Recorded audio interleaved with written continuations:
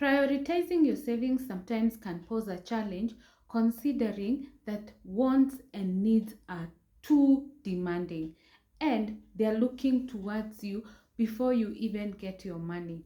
How many times do you look at your needs and you wonder whether your wants are actually wants or they should be considered as needs? In today's episode, we are going to talk about how to prioritize your saving. Remember, we are running the 52-week saving challenge, so we need to also understand how to save in a smart way. The reason for this video is because one of the people at TikTok raised a question as to when they save today, tomorrow they are withdrawing the money. So it beats the essence of why they have been saving. Yes. Hello good people, hope you're doing well. My name is Jacie and on this channel we talk about finance, personal development, travel and charity. If this is your kind of content, kindly consider subscribing and join the Just family. If you're a returning viewer, subscriber, thank you so much for always coming back to watch our videos. We are on the road to 2000, so we will appreciate if you consider subscribing and get us to 2000 subscribers. Yes. On to the video. The first thing to consider is assessing your goals and needs. That way, you will now be able to focus on how to save. Number one, your saving goal number one should be emergency. Before you have an emergency fund, do not start saving for anything else. And what is an emergency fund? It is about 3 to 6 months worth of your living.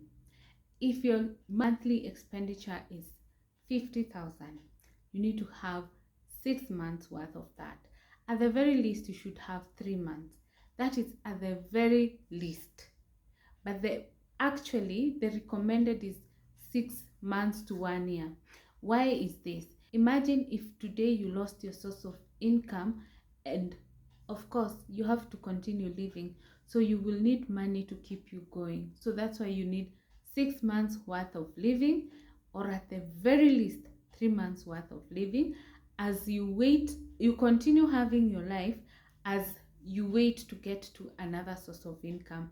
Maybe you can start a business or find yourself another job.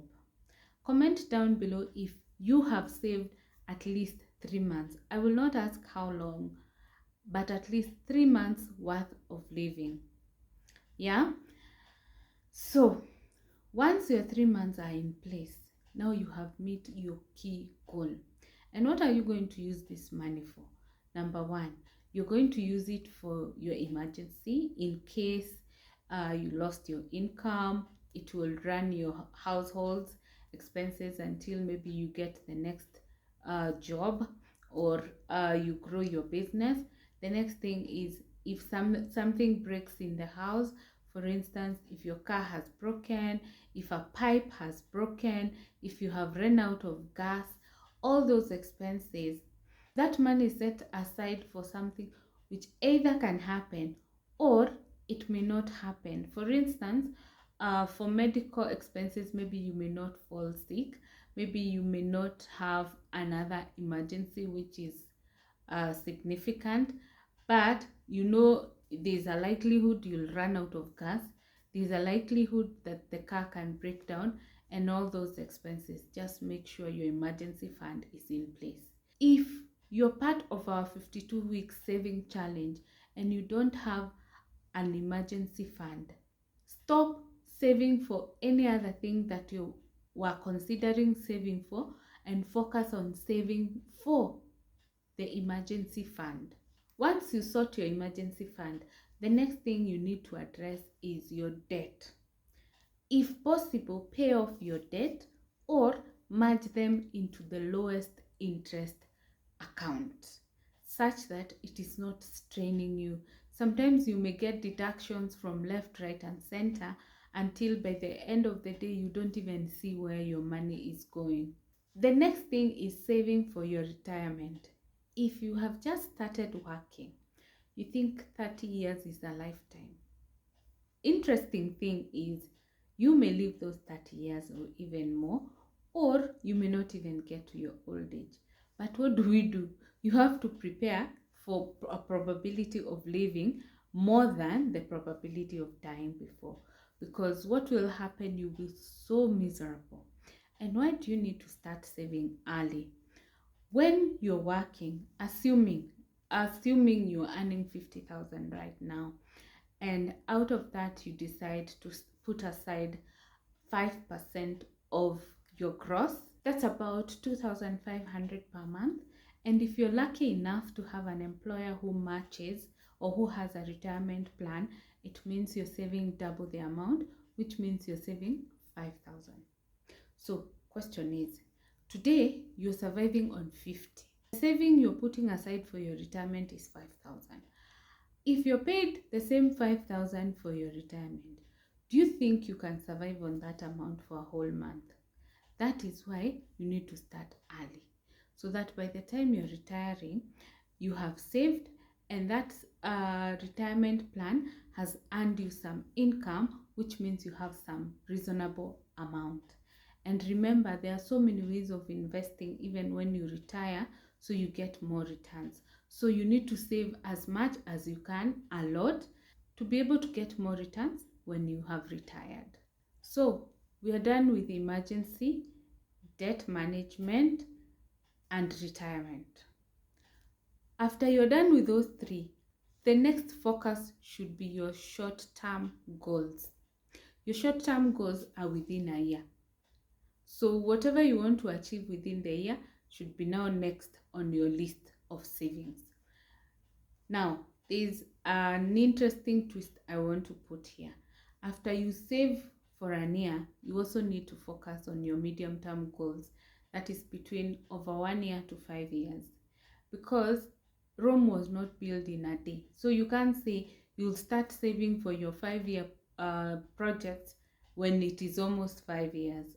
So after your short-term goals, you go to your medium-term, and then you go to your long-term goals. Your long-term goals will take quite some time, so you have time to maybe play around or work on them.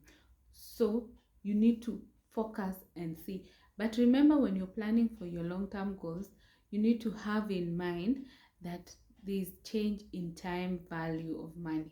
So if that thing that you're aspiring today is maybe 5 million, maybe in the next 10-15 years it will be 15 million or maybe 10 million. So have that in mind. The next way of working on your savings is your budgeting mode. Have you ever heard of 50-30-20 rule? If you haven't, this is it.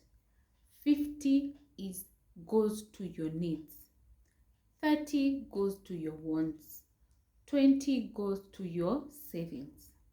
So if you have an income right now, sit down, assess what percentage of your income goes to what.